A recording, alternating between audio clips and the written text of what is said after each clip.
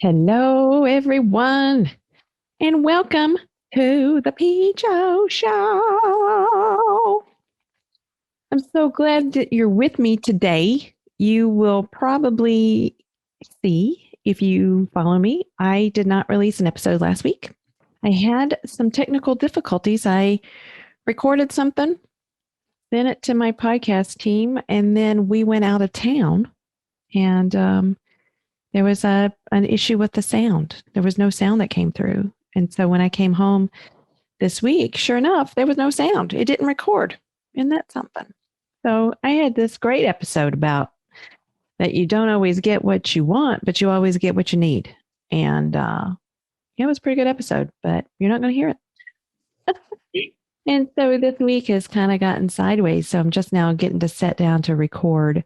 And this is going to be my last episode of the PJo Show's first season.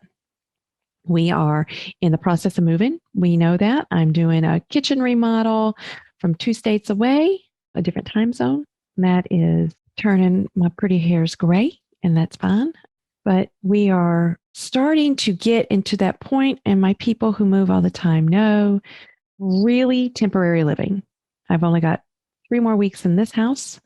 I've done 0 to prepare for that, which is interesting because usually I've already started working myself to the bone, but I guess I'm doing it differently this time, which is fine. So I'll get that started next week. But we are starting the transition, and you guys who do this, you know what that feels like. And I don't feel as though I can be both in that transition and sit here with you and be in integrity in my recording. So I am going to push pause on the recording, and I'm going to come back to you from our new house in Colorado, I hope in August. And it might be a totally different show. It's still going to be the PJo Show, but it might be something totally different. And that's okay because we're all growing.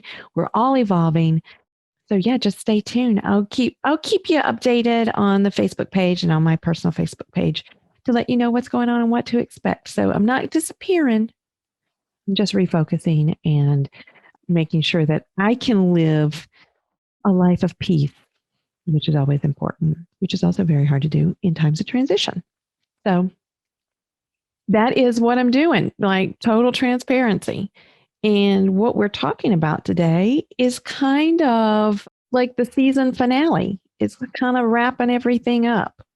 And I'm calling it the Great Unbecoming. Oh, God, it's a great unbecoming.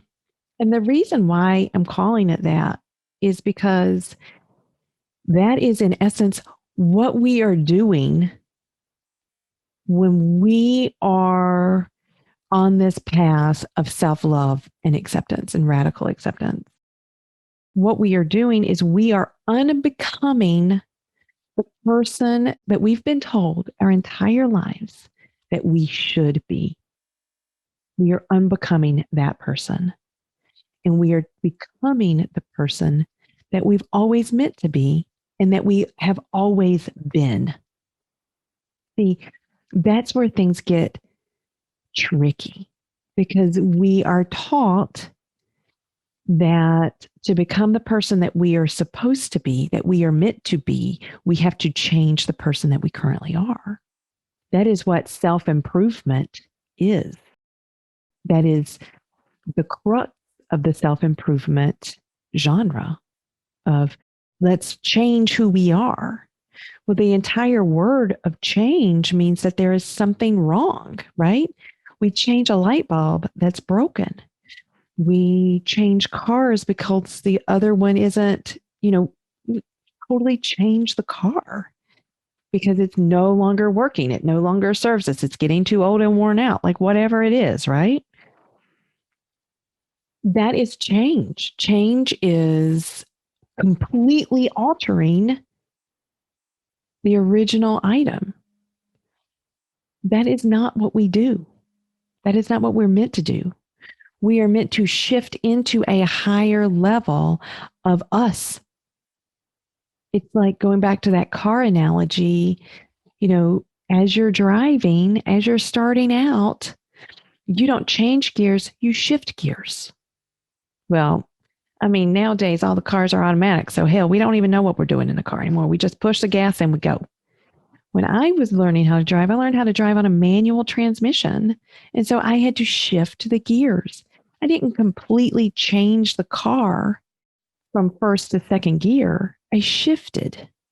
And that is exactly what we do in our lives. And I had that totally screwed up.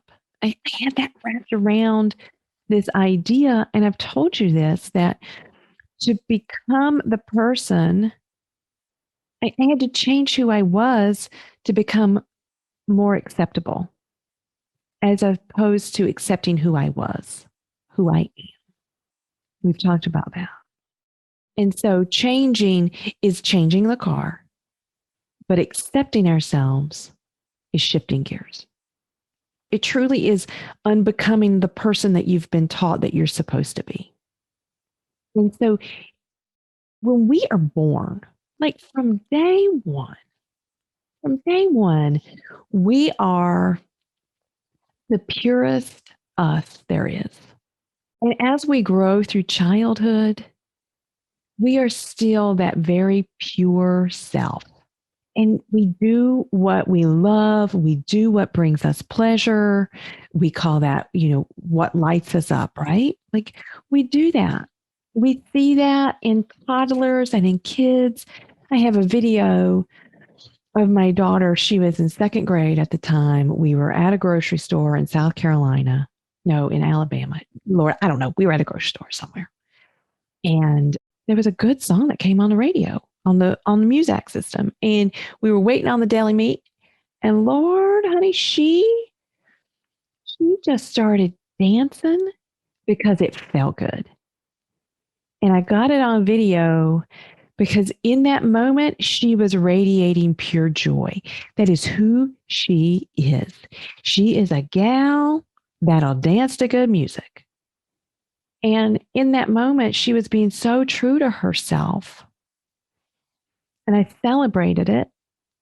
I didn't bring attention to it like, oh, good, you're dancing to yourself. But the other thing I didn't do is I didn't tell her to stop. Stop. Don't do that. You make a scene, girl. I didn't tell her that. I let her just be. And then as we get older, right, we start to put those societal boundaries on what's right, what's proper behavior, what's improper behavior. So we start to become someone that we're not. Now, that same daughter is about to be 13. There ain't no way she's going to dance in Target. Though we did a couple weeks ago, but much to her younger sister's chagrin, because that's not who she is, right? Like the younger one doesn't want to dance in Target. Me and the older one, we will. But there will be a time where my oldest daughter might not be dancing in the grocery store aisles because somewhere along the way, she's gotten the feeling that that's not the proper thing to do. We also see it in, I look at little boys in preschool who are playing with dolls and having fun, or little girls who are interested in dinosaurs and diggers or Star Wars or sci-fi. And I love to see kids who are really exploring what they love and having fun with it and not worrying about the traditional gender roles. And I love, love, love, love, love that we are stepping out of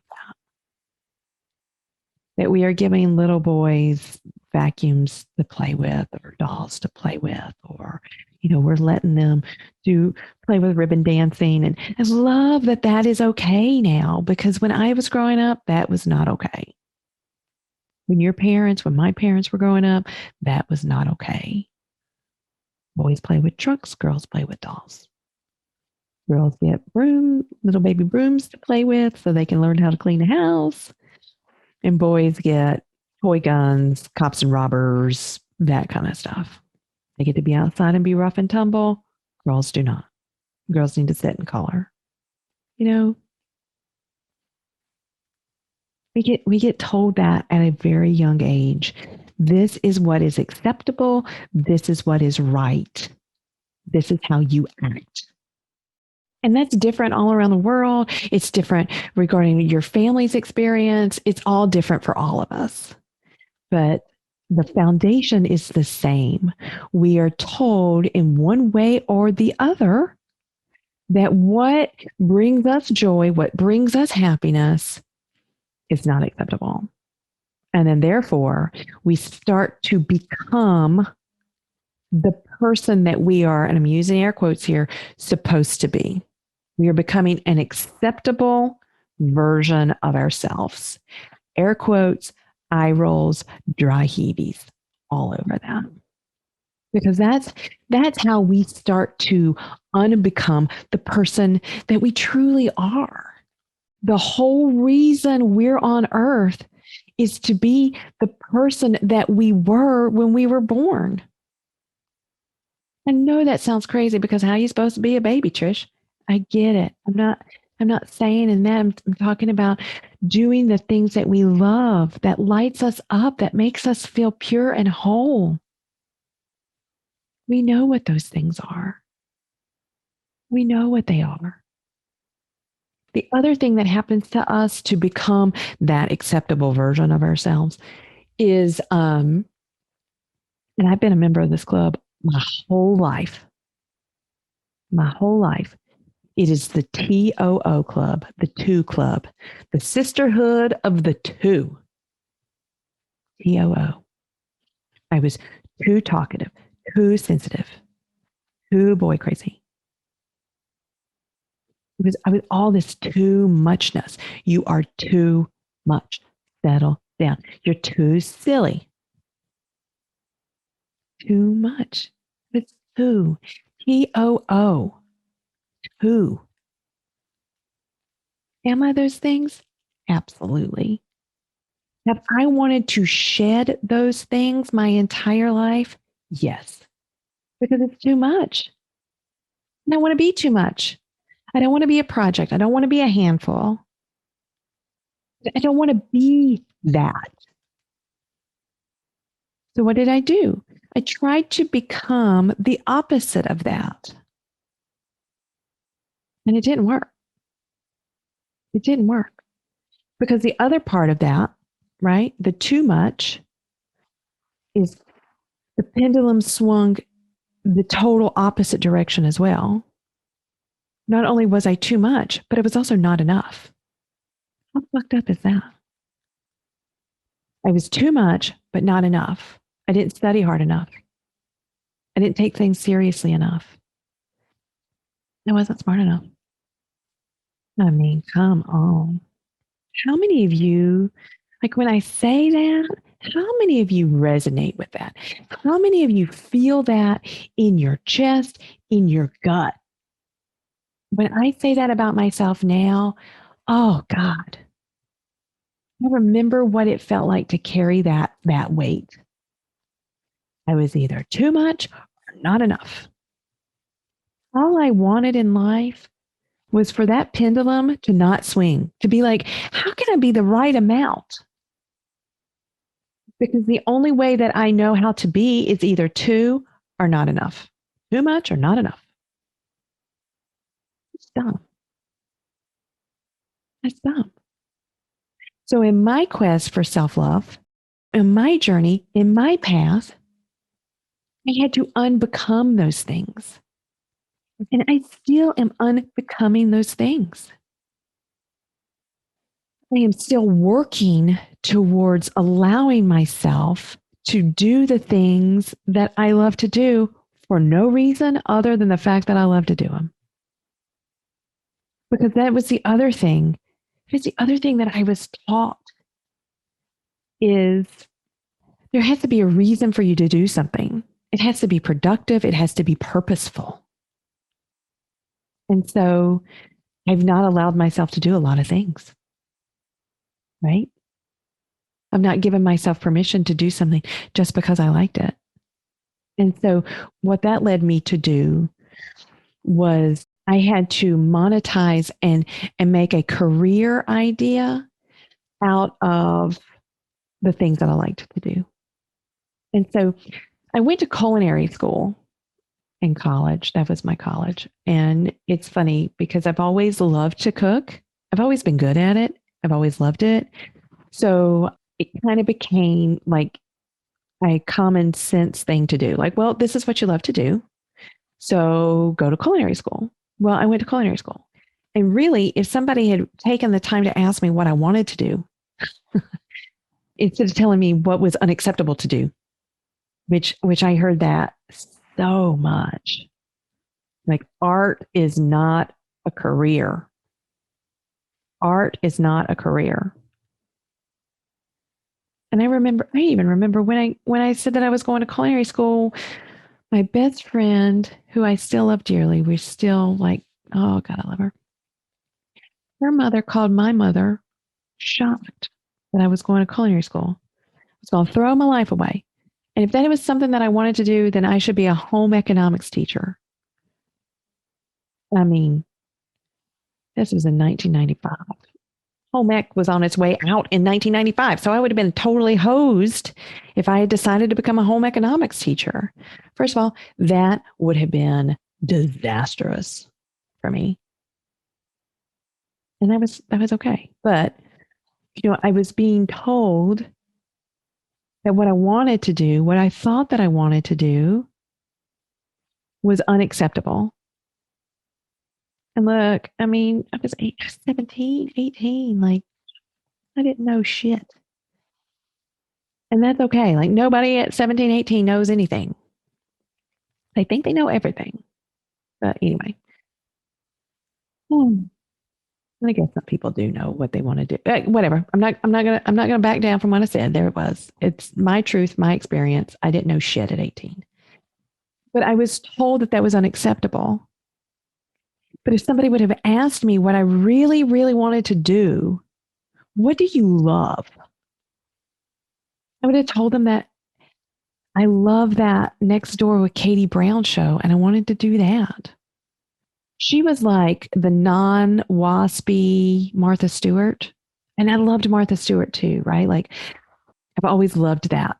I wanted to help people be in their homes and how to make their homes beautiful places. And I mean, even as a teenager, I would plan my own birthday stuff and take a picnic and make the picnic nice and have good food. And like, I've always wanted to do that. But nobody asked me. Nobody asked me what I wanted to do. Nobody said, well, maybe what you want to do is go into broadcasting or communications or, something along those lines, or maybe not. Maybe not. Maybe go to an art school. Maybe no one asked. And I didn't know how to say what I wanted because I didn't know what I wanted either, right? Like, I mean, it's twofold. It's twofold. But I was always told that things like that wasn't acceptable. Wasn't acceptable. So slowly but surely, I have been unbecoming the things that I was told that I wasn't supposed to be. And so the definition of unbecoming, I looked that up today too, and I was like, oh, well, that's a crap word. But unbecoming is not conforming to what is accepted as right or fitting or in good taste. And I say absolutely, hell yes to that. That's exactly what I'm doing. That's exactly what my whole path has been. It has been the unbecoming what I have been taught is acceptable. What I have saddled myself with to become acceptable. It is the pure allowance of letting myself do something just because I love it. For no other reason. For no other reason. Everything that I do gets me one step closer to being the gypsy artist that I've always been. That I've always been. If you want to do something, do it. This is how you change the world. This is how you make your impact. It's by doing exactly what you love to do. Now, me sitting at my kitchen counter or my kitchen table making felt flowers or candles, those candles are not going to change the world. But me living in that truth unapologetically is impactful. I don't have to broadcast it to the world. I've got 2 kids in my house that are seeing it. It's impactful. It's impactful. Yeah. It's funny. Here's the funny story. So I've always been on this path. I've always been returning to this, always. When I was in high school, my mom, she had, she put herself through college with 2 kids. And when she married my biological dad, they were super young and he was abusive and they didn't have any money at all. So she kind of pulled herself out of all of that. And she put herself through college and she started teaching at a college nearby. And then she's also had like this Miranda, this meandering path and journey. And then she and my aunt and my grandmother got really into rocks and minerals and started making jewelry. And they would sit at my grandmother's table, or they would sit at my aunt's table, or they would sit at her table, and they would make jewelry. And my sister and I would help them, and we'd be there with them, and we'd go to all the shows with them and the buying shows and all this stuff. And I learned so much about crystals and rocks. And then I put that aside, and now I'm right back into it. And I'm holding up one of my rose quartzes. Like, I'm covered up in gemstones, and they're everywhere around my house now. I'm slowly starting to allow myself to love that and to feel that again. What they would do is they would take their collection, they called their name was the Rock Box, and they would go to craft shows, and they would sit at craft shows, and they would sell their wares and their art at craft shows, and they would talk to the people. And my aunt still does this, and I loved that. I didn't realize how much I loved it until like right now. I mean, seriously, like right now, processing some stuff, receiving acknowledgments and remembrances of this. But I loved that. And that is exactly that is something that I can do. That is something that I can do that I would love. That is part of that gypsy artist that I'm supposed to be, that I am truly, that my mom is, that my aunt is, that my grandmother was. We are these gypsy artists. But we've been told that that's wrong, like so much so. I got into pottery. I loved pottery. Oh my God, I will tell you, pottery was one of the things that saved my life. And I say it because it gave me an insight to how I learn. And you want to talk about a gift. I've always thought that I didn't understand physics, or I didn't understand chemistry, or all these, these sciences that's really just math, right? It's one of those math sciences.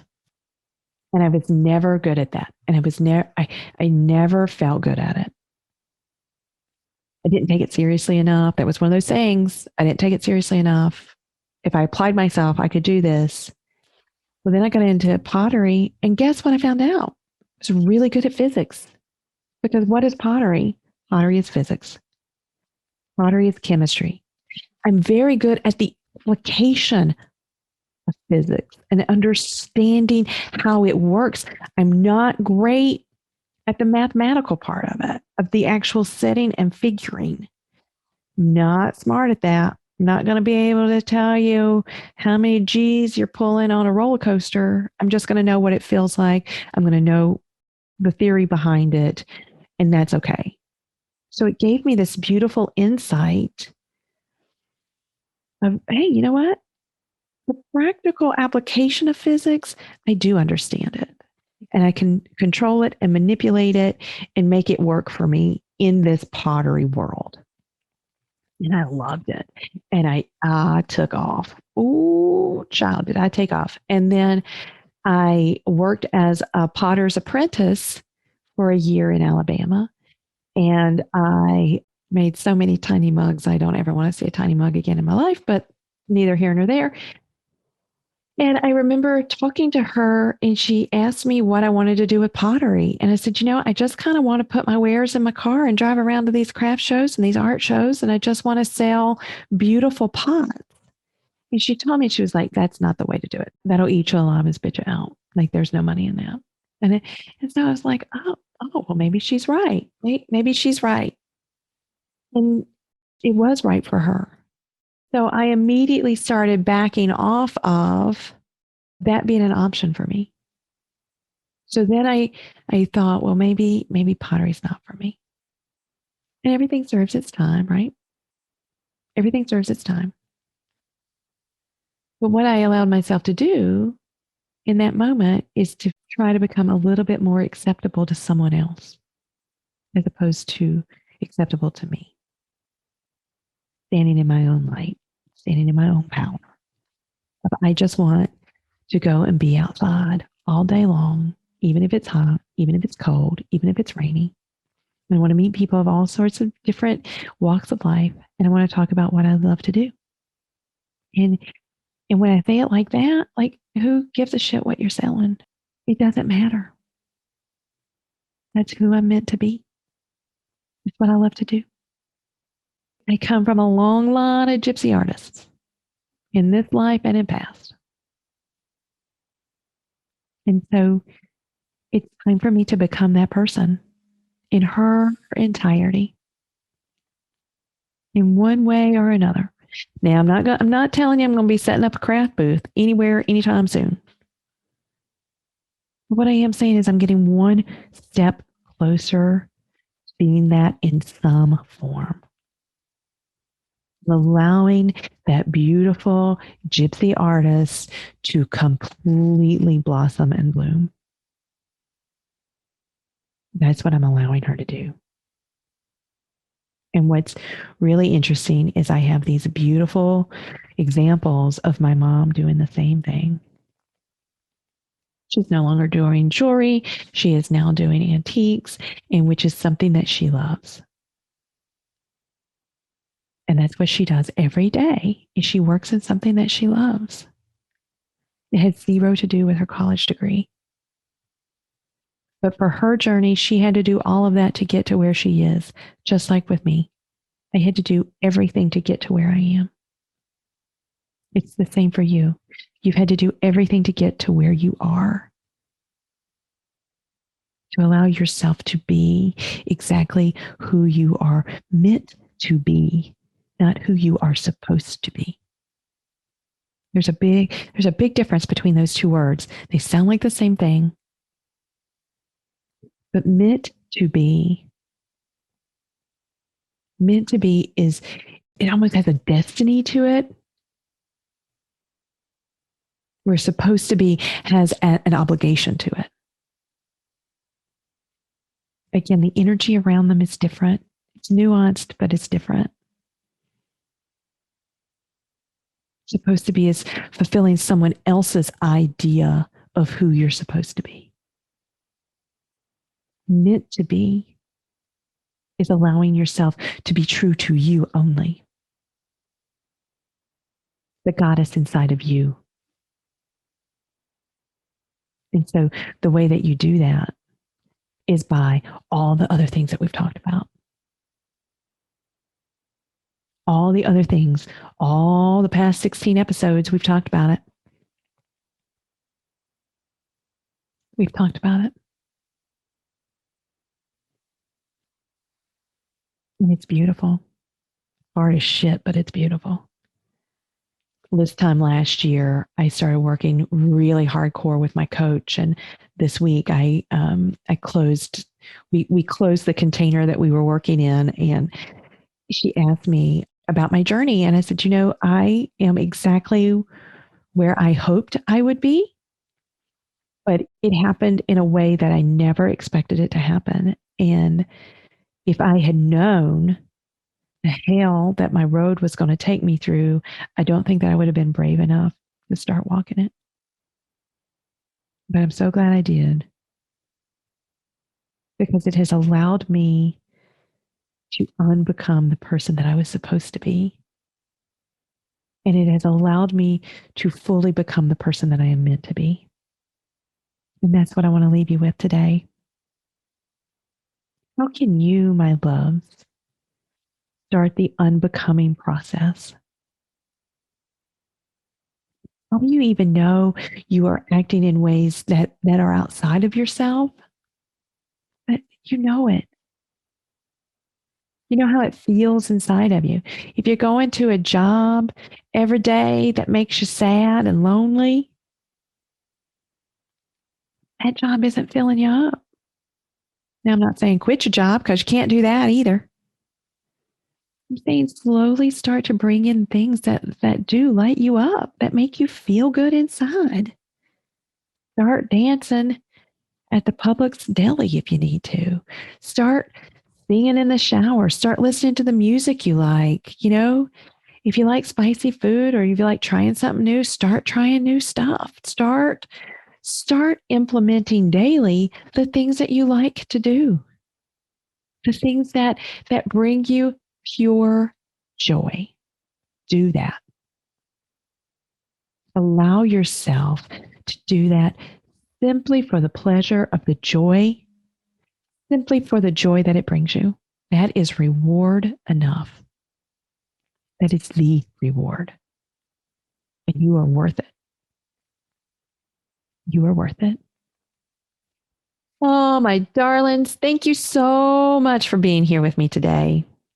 And for the last, since February, thank you so much. I look forward to coming back in August. I'm excited to see what it's going to be like. Shit, I don't even know. Who knows? I might come in like full up Stevie Nicks. Like I might be total gypsy by then. Who knows? I doubt it though. Anyway, thank you. I honor you. I appreciate you. And as always, I surround you with love. Thank you. Bye, y'all. XOXO. PJo.